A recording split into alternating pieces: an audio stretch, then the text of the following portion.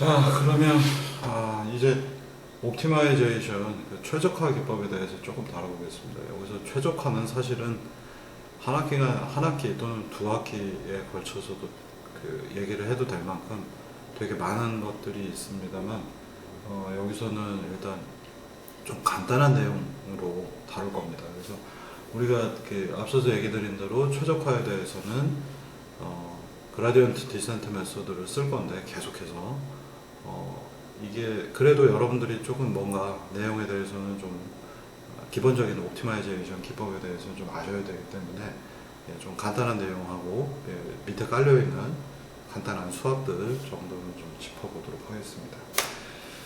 자, 이 최적화라고 하는 것은 공학에서는 사실 되게 중요한 부분입니다. 그래서 우리가 쓰고 있는 방법들, 일종의 학습화 기법들은 거의 학습의 또 다른 말은 최적화라고 하고 있고요. 그래서 학습화 기법들은 무언가를 최적화하는데 사실 초점이 맞춰져 있습니다. 그래서 여러분들 잘 생각해 보시면 페이지가 왜 학습하고 최적화가 그렇게 관련이 있는지 얘기를 드리면은 여러분들 여태까지 배우셨던 리그레션 최적화하고 있죠. J라고 하는 코스트 펑션 만든 다음에 얘를 미니멈이 되게 하는 J를 찾아내고 있죠. 아구먼트 미니멈이라고 부르는데, 그러면 그때 해당하는 파라미터 값을 구하고 있었죠.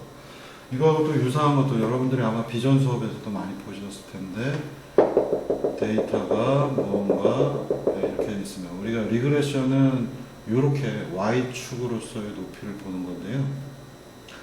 Y 값의 차이를 봤었죠. 그래서 에러가 Y, YI 이렇게 해서 에러를 정의를 했다면요. 또 다른 건 뭐가 있냐면은 점 데이터가 또 있는데, 여러분들 비전 쪽에서 아마 배우셨을 거예요. 이렇게 수직하게 떨구는 방법이 있죠.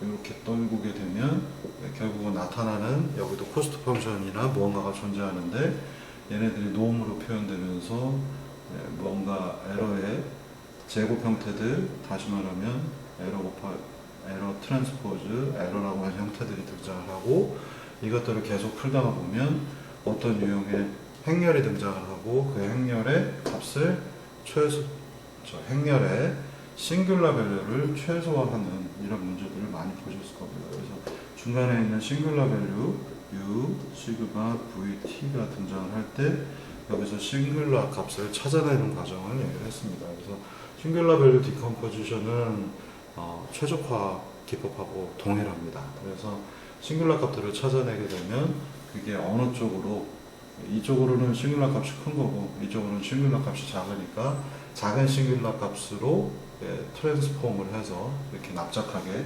이렇게 되는 걸 구해야 돼서 마지막 뒤에 있는 V 매트릭스의 마지막 컬럼 벡터를 쓰는 사례들 아마 비전 쪽에서도 많이 보셨을 거고요.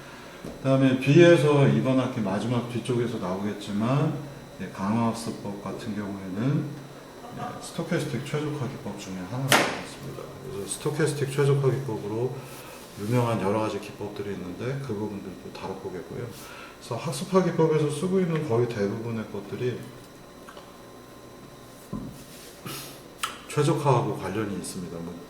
뉴럴 네트워크는 아마 뒤에서 이제 보시게 되면 시작부터 끝까지 최적화로 되어 있다는 것을 보실 수 있습니다. 그래서 이 최적화를 하기 위해서는 옵티마이제이션, 최적화를 뜻하고요. 사람에 따라서 옵티미제이션이라고 하기도 하고 옵티마이제이션이라고도 하고 어느 쪽으로 불러도 상관없습니다. 영미권 애들은 옵티마이제이션, 옵티미제이션 두 개 다 쓰는 것 같습니다. 우리나라도 그런 거 많잖아요. 뭐가 있는데 뭐라고 했을까? 지우개를 지우개라고 하든 찌우개라고 하든 지우개라고 하든 우리나라도 말들이 조금씩 다르잖아요. 사투리도 있고. 진짜 얘가 생각나는 게 없어서 그냥 통과하겠습니다. 그래서 옵티마이제이션 최적화라는 거는 일단 알아두셔야 되겠고요. 이 옵티마이제이션에는 몇 가지 중요한 그 원리들이 있어요. 그래서 이 수식을 대표적으로 쓰고 있는 것들은 그래도 조금 아셔야 되고 용어에 대한 것들 특히나 조금 아셔야 되겠습니다. 그래서 그 부분을 좀 설명을 드리도록 하겠습니다. 자, 옵티마이제이션은 뭔가 파라미터가 있고요. 여러분들이 앞서서 보시면 직선의 수식에서 A하고 B 구하는 거 있었죠. 파라미터를 뭐 오메가 또는 뭐 P 어떤 형태로 표현하셔도 좋겠고요. 그래서 이 오메가라고 여기서 표현을 하겠고요. 그 다음에 스칼라 펑션인 코스트 펑션 J가 등장을 합니다. 그래서 이 J를 최소화하는 J 값을 최소화하는 파라미터 값을 찾는 것이 옵티마이제이션의 목표가 되겠습니다. 그래서 이걸 또 스토캐스틱하게 또 데이터가 들어오는 경우를 푸는 방법도 있고 뭐 굉장히 복잡합니다. 그래서 이 옵티마이제이션의 세계는 사실 굉장히 넓고요. 뭐 K의 지금 생각이 안 나네. K 무슨 방법도 있고 뭐 선형화해서 푸는 많은 기법들이 있습니다. 선형화해서 푸는 것들은 사실 그렇게 크게 우리가 하는 문제에 관심은 없고요.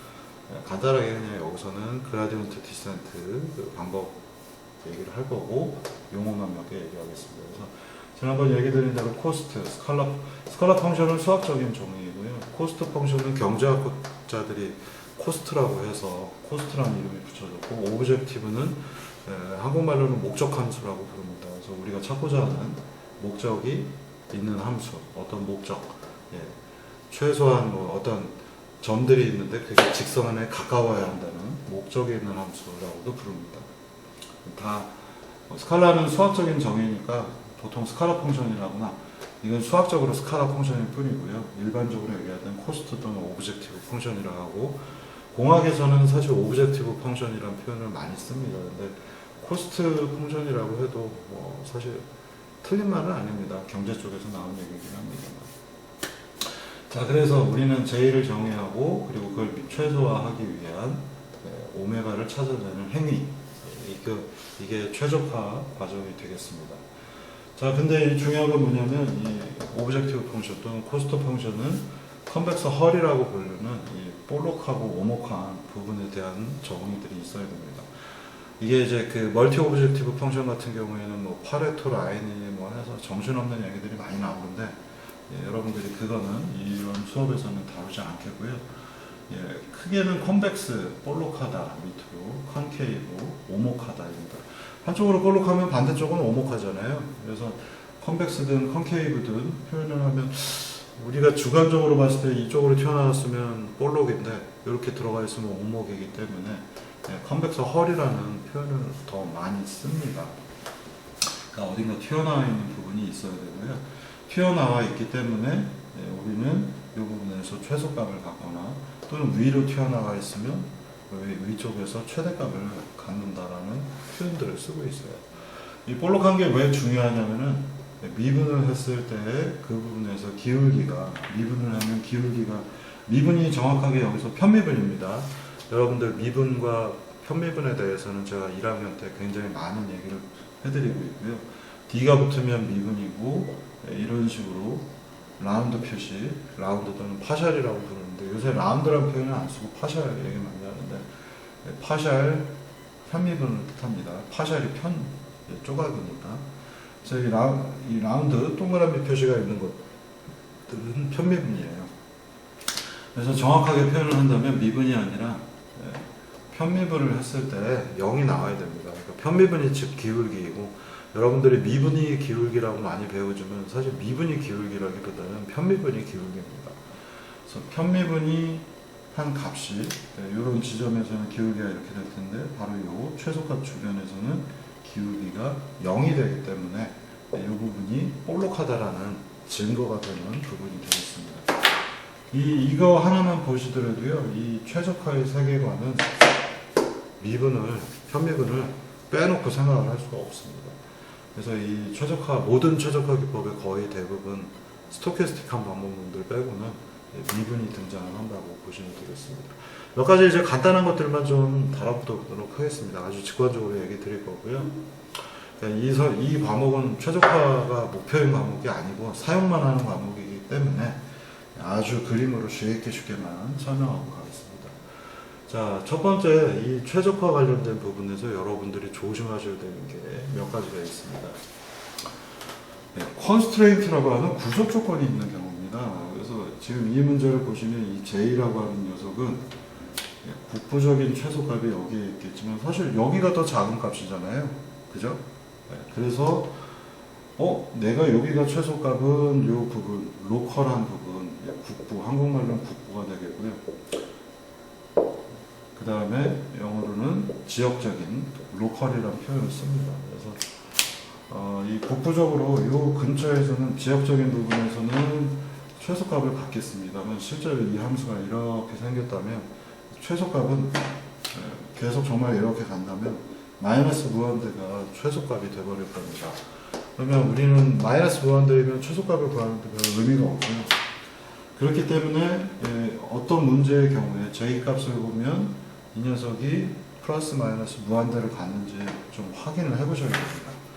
그래서 실제 이렇게 생겨있는 J가 있다면 얘는 최대값은 무한대가 되겠고요. 최소값은 결정이 되어 있는 상태입니다. 그래서 최대, 최소 이전에 이 함수가 무한대 쪽으로 가는가 안 가는가를 좀 살펴봐야 되는데 이게 생각보다 좀 쉽지가 않고요.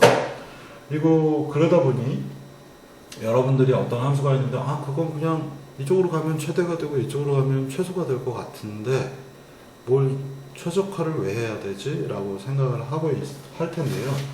그런 문제에서 어떨 때 보면 구속 조건이 있는 경우가 있습니다. 그래서 이 구속 조건은 뭐냐면은 J가 이렇게 플러스 무한대, 마이너스 무한대가 있는데 이 J 값이 특정한 값을 무조건 만족을 할 때 예를 들면 내가 오늘 돈을 써야 되는데 한 달 용돈을 어떻게 써야 되는지 최적화를 하려고 하는데 일단 오늘 내가 이거는 사야 돼 라고 하는 조건들이 하나 붙을 수 있죠. 일단 이거는 사야 되니까 이걸 빼놓고 나머지 금액만 최소값을 최적화를 해야 되는 경우들이 있습니다. 그렇게 조건이 붙는 경우들이 많이 있어요. 그래서 그 조건에 대한 것도 뒤에서 조금 더 얘기를 드릴 텐데요. J는 무조건 어떤 C라고 하는 값을 또는 J 안에 있는 어떤 함수 관계가 어떤 조건을 만족해야 될 때 여기서는 사실 답이 뻔해요. J는 C를 만족해야 된다면 최소값은 그냥 C인 거죠.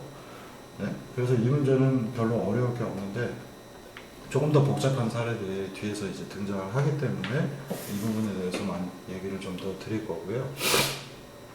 자, 다음에는 어떤 함수가 있는데 여러분들이 그냥 이렇게 생겨있는 함수인데 이 상태로는 최대 또는 최소값을 구하는 게 의미도 없고 별게 없는데 무언가의 이유 때문에 얘를 제곱을 해야 되는 경우들이 가끔 등장을 합니다. 그래서 이 함수를 코스트 또는 오브젝티브 펑션을 제곱을 하게 되면 이렇게 떨어지는 함수들은 제곱을 하면 반드시 컨벡스 헐들이 등장을 합니다. 여러분들 다 알고 계시는 대로 y는 x가 있는데 얘를 제곱을 하게 되면 y는 x제곱으로 이렇게 컨벡스 헐들이 존재하게 되죠. 그래서 여러분들이 최적화 문제를 다루실 때는 제곱 관련된 것들이 생각보다 많이 등장을 합니다. 아주 간단하게 그냥 몇 가지 사례만 얘기 드렸고 아직까지는 이것들이 최적화하고 어떤 의미를 갖는지는 제가 설명을 안 드렸어요. 자, 그런데 이제 또 다른 조건, 여기서도 마찬가지로 J는 무조건 어떤 값을 만족해야 된다는 조건이 붙게 되면 이건 하나의 방정식이잖아요. 이퀄로 표현되니까. 이퀄로 표현되기 때문에 얘는 equality constraint, 구속 조건이라고 부릅니다. 그래서 이 식을 무조건 만족해야 된다는 때 equality constraint가 들어가고요. 여기 보시는 것처럼 J는 빨간 선 주변보다 무조건 커야 돼 라고 하는 부등호 형태의 조건이 들어가는 경우가 많습니다. 그러니까 일단 내가 남자친구를 구하고 있는데 여러분들이 여자라면 또는 남자라면 내가 남자친구를 구하는데 키가 일단은 175는 돼야 돼, 5보다 커야 돼 라고 하는 조건인 겁니다. 그래서 무엇보다 커야 된다 또는 작아야 된다는 조건은 이퀄리티가 아니라 부등호로 표현되니까 inequality, 같지 않은 것을, 같지 않은 조건들을 얘기합니다. 그래서 inequality constraint는 생각보다 굉장히 많이 쓰이고 있고요. 그래서 무엇보다 크거나 작은 대상 중에서 최대값 또는 최소값을 구해야 된다. 이런 경우들이 생각보다 이제 되게 복잡한 사례들이 되겠습니다. 이런 조건이 없는 경우에는, 조건이 있는 경우에는 이 조건을 수식에다 녹여 넣으면서 사실 이 이퀄리티 컨스트레인트는 여러분들 공학수학 기초 들으신 분들은 거기서 제가 라그랑지 멀티플라이어라고 하는 굉장히 유명한 방법을 소개를 했습니다. 이게 필요한 경우에는 이 라그랑지 멀티플라이어를 쓰시면은 이퀄리티 컨스트레인트에서는 거의 대부분 아주 표준적인 방법론 중에 하나입니다. 우리 예제에서는 굳이 이거를 지금 쓸 경우들이 없기 때문에 여기서 따로 제가 다루지는 않은 겁니다. 자, 그런데 이 최적화 기법은요, 여기 뭐 또 다른 조건, 뭐 오메가는 무엇보다 커야 된다 이런 조건이 붙을 수도 있고, J는 무엇보다 커야 된다는 조건이 붙을 수도 있어요. 이런 것들을 inequality constraint라고 하는 정도로 알아두시면 되겠고요. 자, 두 번째는 조금 더 쉽게 그냥 설명을 드린다면, 나는 미니멈을 구해야 되는데 내 수식을 보니까 수식이 위로 볼록한 거예요. 그러니까 거꾸로 얘기를 드리면은 내가 최대값을 구해야 되는데 내 문제는 최소값만 있어요. 뭐 이런 경우입니다. 거꾸로 얘기를 드리면은 나는 최소값을 구하고 싶은데 내 함수를 보니까 위로 볼록한 거예요. 네? 그러면 최대값을 구해야 되는데 나는 최적화 기법에서 내가 배운 것들은 최소값을 구하는 걸 배웠는데 나는 그렇다면 최대값은 어떻게 구해야 되는가? 이런 질문이 생길 수 있습니다. 이건 이제 아주 뭔가 제가 표현을 좀 잘못했는데 최적화를 할 때 최소값을 보통 구하게 되는데 최대값은 어떻게 구하지? 이런 경우에 어떻게 푸는지 아주 간단한 방법이 있죠. J의 최대값을 구하고 싶은데 이거는 이제 거꾸로 표현되어 있고요. 내가 마이너스 부호를 붙이게 되면 코스트 펑션에다 마이너스 부호를 붙이고 최소값을 구하게 되면 J는 최대값이 나오겠죠. 아주 바보 같은 케이스가 되겠습니다. 그래서 함수에다가 마이너스를 부호를 붙이면 내가 최대값을 구하고 싶으면 최소값을 구해서 최대값을 찾아낼 수가 있습니다. 대신에 이제 마이너스 부호를 붙여서 최소값을 구하게 되면 최대값을 찾는 문제가 되겠는 거고요. 간단합니다. 그래서 많은 경우에 이런 방법도 많이 씁니다.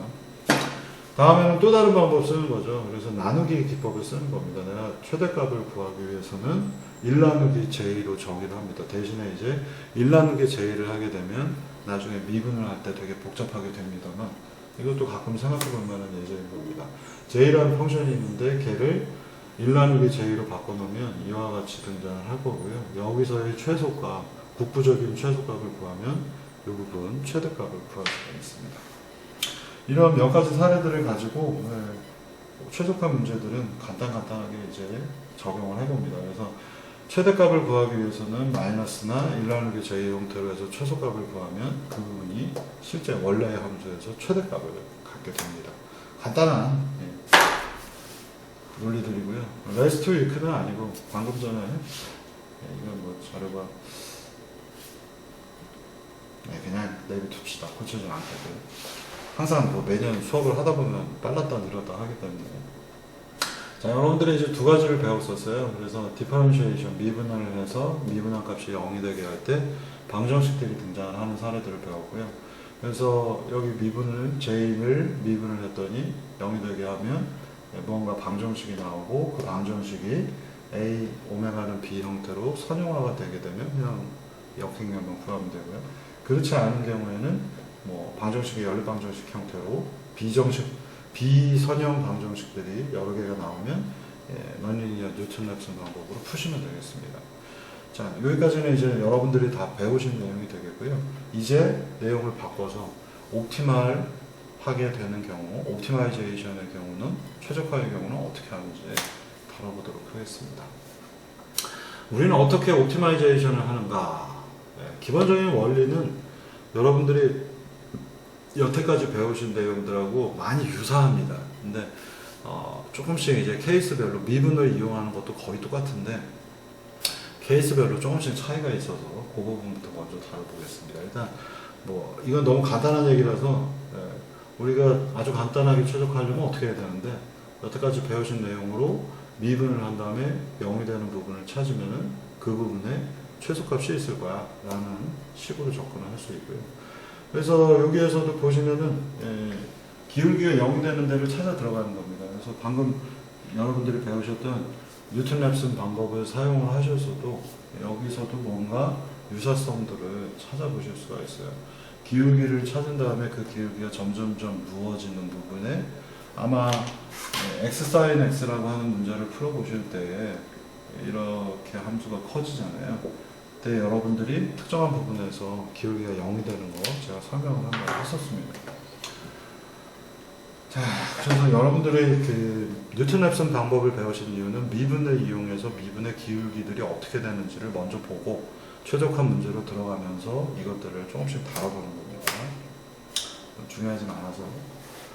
자, 여기에 J는 x3승 빼기 20x제곱 더하기 x라고 하는 예제가 있습니다. 뉴튼 랩슨 메소드는 이 값이 0이 되는 걸 찾는 데 있었죠. 자, 그런데 얘를 미분을 한번 일단 해볼게요. 미분을 하면 f라고 하는 함수가 만들어지고 3x제곱 빼기 40x 더하기 1은 0 이렇게 사실은 여기 0은 없어야 되겠죠. 미분을 하면 이렇게 나오는데 우리가 이 함수의 최소값을 구하려면 얘를 미분한 결과가 0이 되면 되잖아요. 그죠? 그러면 미분한 결과가 0이 되기 때문에 이제 뭐가 만들어졌어요? 방정식이 만들어졌죠. 이 녀석의 최소값을 구하려고 미분을 했더니 그리고 미분한 값이 0이라고 했더니 우리는 방정식을 하나 만들 수가 있습니다. 그래서 이 방정식을 만족하는 x를 찾으면 최소값을 찾을 수가 있죠. 그럼 이 방정식 푸는 것들은 여러분들이 바이섹션 메소드, 세컨트, 뉴튼 랩슨을 배웠기 때문에 방정식을 풀어서 최소값을 찾으실 수도 있습니다. 이게 이제 조금 미련한, 좀 비효율적인 방법이지만 이 예제를 이 부분 테스트 1번을 담아놨습니다. 그래서 이 수식을 미분을 한 결과 이 녀석을, 이 방정식을 푸는 방법을 뉴튼 랩슨 방법으로 적용을 해봤더니 최소값을 찾아낼 수가 있더라. 이런 얘기가 되겠습니다. 이제 미분을 한번 하고 또 이 녀석에 대한 미분값을 구하기 때문에 미분을 2번 해야 되잖아요.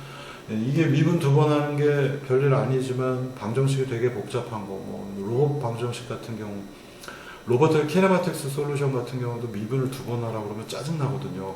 식이 너무 복잡하기 때문에. 그래서 여기서는 식이 간단하니까 미분 2번. 어차피 뉴튼 랩슨 방법을 이 방정식에 적용을 하려고 하면 미분을 한 번 더 해야 되잖아요. 기울기가 필요해서. 그러면 미분을 2번 하니까 이건 비효율적인 방법이 되겠습니다. 그래서 뭐 이거는 숙제도 없고 예제는 간단하게 여러분들이 이 정도만 보시면 되겠습니다. 자, 그런데 여기에 이거 한번 일단 돌려보고 시작할게요.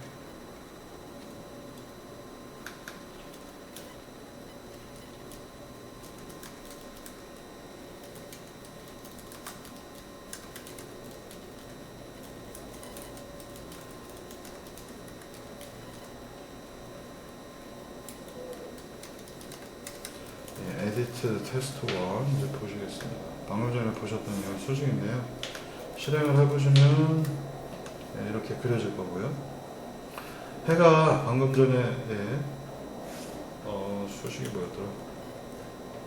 이 녀석 여기 3x제곱 빼기 40x 더하기 1은 0인 경우 답을 찾아 들어갔더니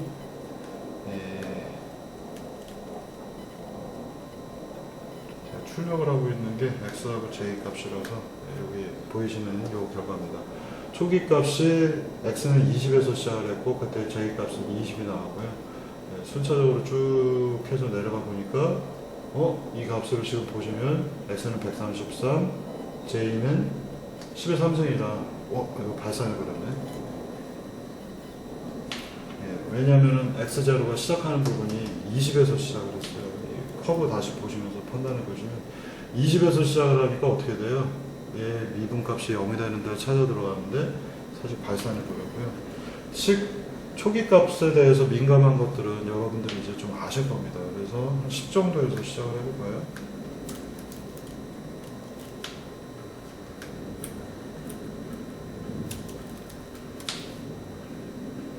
계속 발산하고 있고요.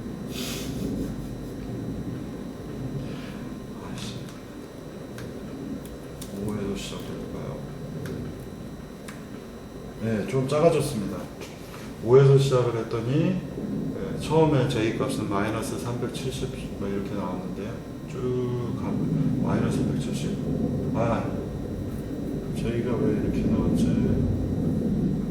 네, 5에서 시작을 했기 때문에 5니까 요 근처. 지금 이 커브는 보시면요, 되게 조심해서 보셔야겠네요. 여기가 0이에요. 여기가 대부분이 지금 이렇게 마이너스 영역 쪽에 있습니다. 그래서 이 녀석의 최소값을 찾는다는 게 좀 어이가 없는데, 최소값은 이 근처쯤으로 갔으면 좋겠는데 좀 엉뚱한 값들이 나오네요. 이게 아까 그럼 제대로 나온 건데, 그죠? 제가 커브를 잘못 이해해서. 이 커브랑 비교해 보시면 J 값이 약 상승가니까 13.3일 때 이 결과 지금 보시면 제가 잘못 봤습니다. 10 곱하기 10의 3승을 해주니까 13.3, 이 부분이 13.3이 되겠고, 그때의 J 값은 마이너스 1170 정도 되겠습니다. 이때 값이 1171 이렇게 나왔습니다. 제대로 푼 거네요. J 값이 0보다 작아서 제가 뭔가 순간적으로 당황했네요. 지금 보시면 아예 커브 자체가 이렇게 되어 있어서 10 또는 20에서 시작했더니 이렇게 빨려 들어와서 이 부분이 최소값이다 결론을 얻은 사례가 되겠습니다. 자,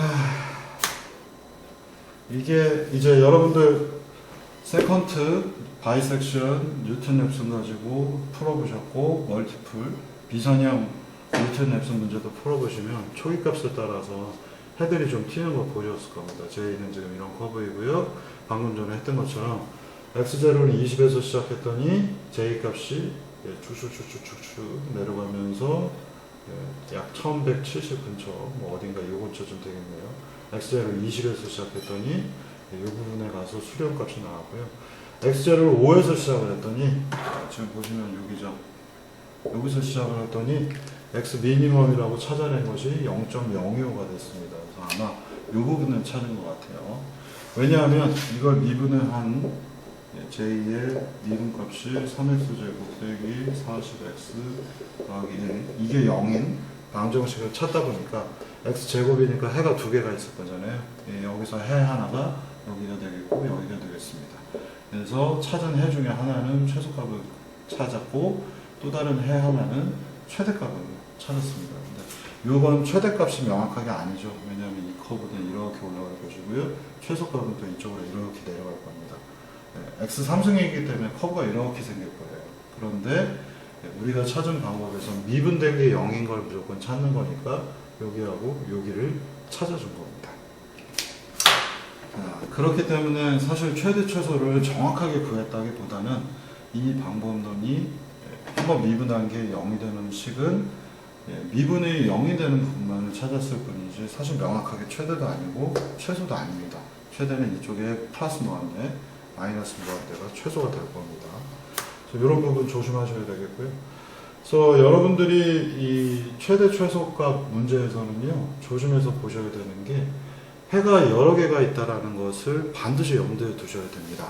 x sin x 문제에서 x sin x가 0이 되는 거, 뭐 이거를 방정식에서 찾는 예제에서 보시면 해가 여러 개 나오잖아요.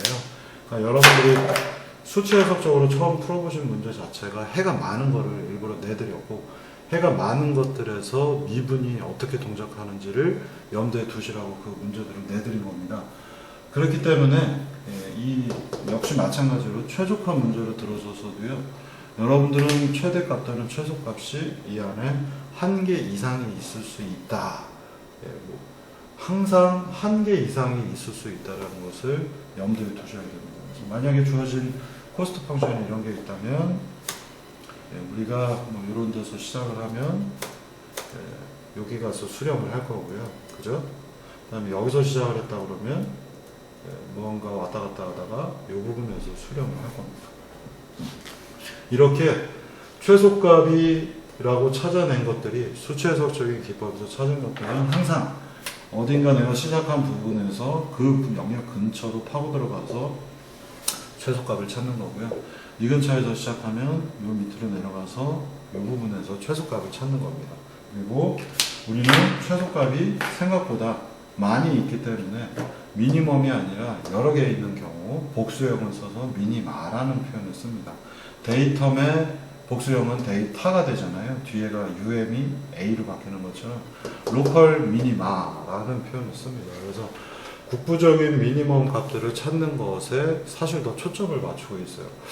자, 이 부분은 사실 여러분들이 처음에 동의하기가 좀 어렵습니다. 우리가 최대 최소를 구할 때에는 전 구간에 걸쳐서 최소값 또는 전 구간에 걸쳐서 최대값을 구해야 되는데 왜 국부적인 데서 이거는 방법론이 나쁘기 때문에 방법론이 미분 기반 방법론을 쓰기 때문에 국부적인 최소값만 구하는 것이 아니냐라고 얘기할 수 있습니다.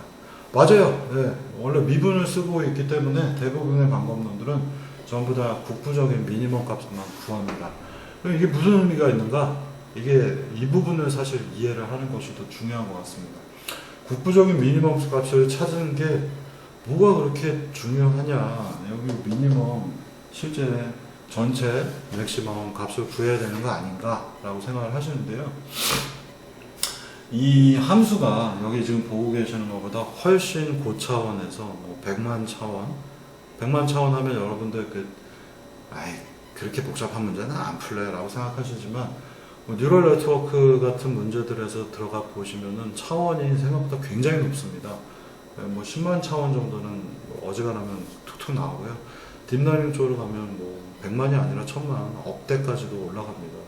그래서 차원이라고 하는 게 여러분들이 우리가 물리적인 공간 안에서는 차원이 뭐 3차원, 4차원 뭐 이 정도밖에 안 된다고 생각을 하시지만 이렇게 변수 레벨의 차원으로 넘어가서 우리가 찾아야 되는 대상이 J는 J 오메가라고 하는 파라미터 오메가로 표현되는데 오메가가 생각보다 차원이 굉장히 많습니다. 그래서 굉장히 많은 변수 공간이 있을 때는 이 커브의 모양이 너무나 복잡해서 그릴 수가 없는 상태예요. 그러니까 우리가 3차원만 넘어가도 7차원, 5차원 정도만 돼도 그림으로 보여줄 수가 없잖아요. 굉장히 불편하잖아요.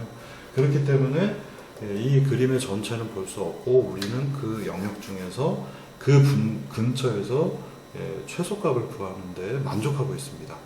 자, 근데 그게 수학적인 어떤 방법론적인 측면에서의 문제라면 야, 이거는 못 쓰겠다. 이거는 글로벌하게 전체 영역에서 최소값 또는 최대값을 찾는 게 의미가 있지 이건 쓸모가 없다라고 생각을 할 텐데 많은 경우에 최적화 문제들은 글로벌 이게 국부적인 미니멈은 로컬이라는 표현을 쓰고 있고요. 전체에서의 미니멈은 글로벌이라는 표현을 씁니다. 여러분들 글로벌 세계에서 살고 있잖아요.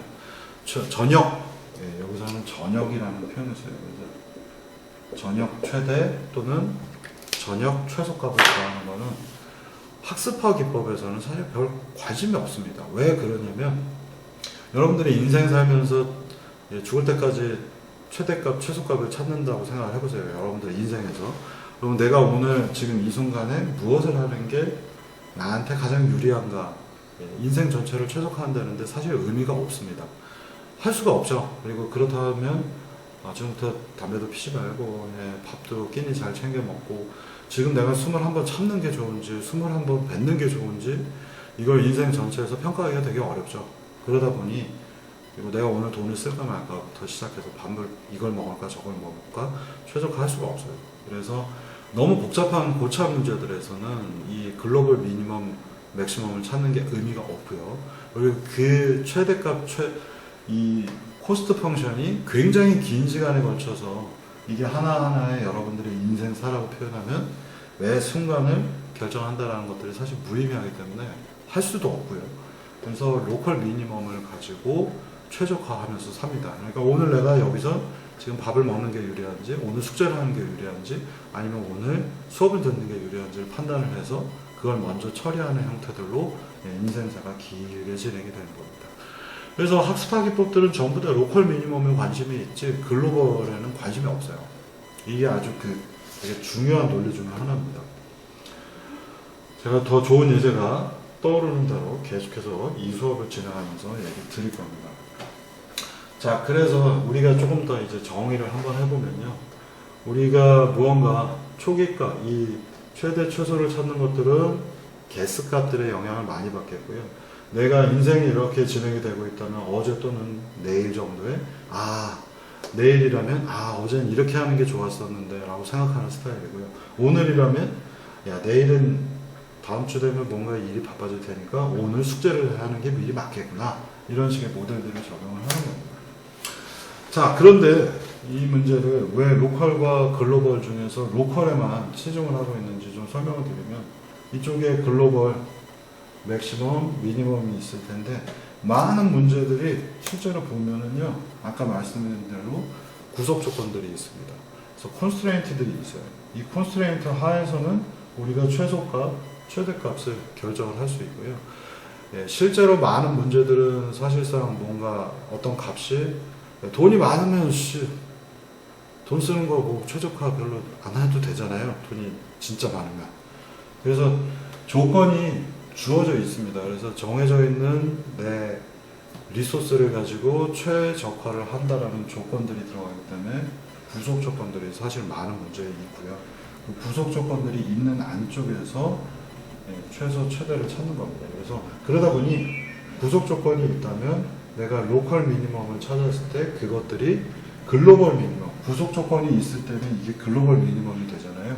그러다 보니 우리가 대부분의 파라미터들이 구속이 되어 있기 때문에 로컬 미니멈을 찾으면 거의 그 중에 하나는 글로벌이 될 수 있기 때문에 최적화를 하는데 의미가 있어지는 겁니다.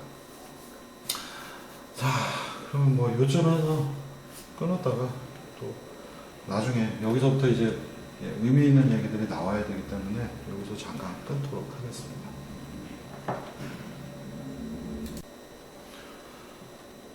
여기까지는 설명을 더 하는 것이 나을 것 같아서 연결해서 하겠습니다. 우리가 옵티마이제이션은 앞서서 얘기 드린 대로 무언가 기울기가 0이 되는 부분을 찾는 게 목표입니다.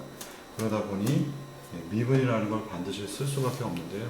다차원 공간에서 다차원 벡터 공간 안에서 어떻게 미분을 하는가라고 하는 것들을 여러분들이 이제 다시 한번 상기하셔야 되고요. 사실 이제 다른 수업들에서도 좀 많이 배웠습니다. 특히 이제 공학수학 기초 때 이제 많이 배웠는데요. 일단 뭐 간단하게 y는 fx라고 하는 쉬운 함수가 있을 때 우리가 이걸 미분을 하면 y는 fx니까 미분을 해서 d를 붙입니다. 그러면 양쪽에 d를 붙여서 dy는 dfx가 될 거고, fx를 d 미분을 해야 되니까 먼저 편미분을 해서 기울기를 구하고 안에 있는 x를 미분하니까 dx가 붙습니다. 이게 이제 미분입니다. 여러분들이 어릴 때 그냥 보셨던 y 프라임 이 표시는 편미분에 해당하는 거고요. 미분을 하면은 반드시 f를 미분을 하니까 편미분을 정확하게 해서 fx를 미분을 하면 fx를 편미분을 한 다음에 뒤에 dx 안에 있는 fx를 미분을 해야 되니까 dx. 여러분들이 아마 도함수 정의로 고등학교 때는 배우셨을 거고요. fx를 미분을 하면 fx를 편미분해서 우리가 y'이라고 붙이고 그 다음 뒤에는 안에 있는 x를 미분해서 dx가 붙습니다. 이게 이제 dx가 왼쪽으로 넘어가게 되면 dx분의 dy 도함수의 정의 뭐 이렇게 배웠고, 그때 실제로 편미분이 됩니다. 1차원일 때에는 dx분의 dy와 편미분의 결과 두 개가 같습니다. 그리고 우리가 보통 프라임 표시를 하면 프라임 표시는 미분이 아니라 편미분을 뜻합니다. 이게 고등학교 때 여러분들이 짬뽕으로 배우신 내용인데 되게 정교하게 이렇게 보셔야 됩니다. 그래서 프라임은 편미분입니다. 그러면 다차원 공간에서는 어떻게 해야 되는가? 바로 그라디언트 또는 토탈 데리버티브의 정의들을 여러분들이 아셔야 됩니다. 그래서 이 부분은 다음 주에 또 설명을 드리도록 하겠습니다.